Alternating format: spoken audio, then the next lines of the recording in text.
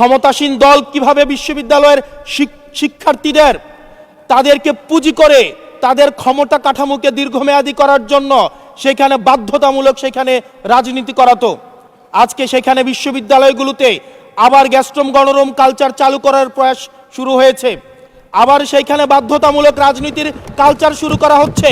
আমরা দেখেছি ক্ষমতাসীন যারা রয়েছে তারা তাদের সন্তানদেরকে বিদেশে রেখে নিরাপদ ভবিষ্যৎ নিশ্চিত করে, আর মধ্যবিত্ত সন্তানরা যাদের বাবা মায়েরা কলকারখানায় কাজ করে, যাদের বাবারা রেমিটেন্স যোদ্ধা, যাদের বাবারা কষ্ট করে তাদের সন্তানদেরকে বিশ্ববিদ্যালয়ে পাঠায়, তাদের সন্তানদেরকে ক্ষমতালোভী রাজনীতিবিদরা তাদের সন্তানদেরকে ব্যবহার করে তাদের ক্যারিয়ারে ঝুঁকিতে ফেলে তাদের গদি বা পাটাতন শক্ত করার জন্য নিজের সন্তানের ভবিষ্যৎকে বিদেশে রেখে নিরাপদে রাখে, আর পরের সন্তানের ভবিষ্যৎকে নিয়ে ছিনিমিনি খেলে। মাননীয় স্পিকার, আমরা এই সংস্কৃতির পরিবর্তন চাই।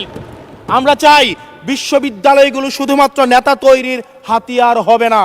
এই বিশ্ববিদ্যালয়গুলো গবেষণা, বিশ্ববিদ্যালয়গুলো পাঠচর্চা, বিশ্ববিদ্যালয়গুলো সেখানে এক ধরনের মনস্তাত্ত্বিক সমৃদ্ধি, এবং সেখানে আমরা যেখানে গবেষণা হবে সেখানে আমরা বিশ্ববিদ্যালয়গুলো থেকে বুদ্ধিজীবী গবেষক আমরা বাংলাদেশকে এবং জাতিকে উপহার দিতে পারবো। কিন্তু অত্যন্ত দুঃখজনক বিষয়, আজকে বিশ্ববিদ্যালয়গুলো শুধুমাত্র নেতা উৎপাদন করার এক ধরনের বিশেষ সার্কেলে পরিণত হয়েছে। মাননীয় স্পিকার,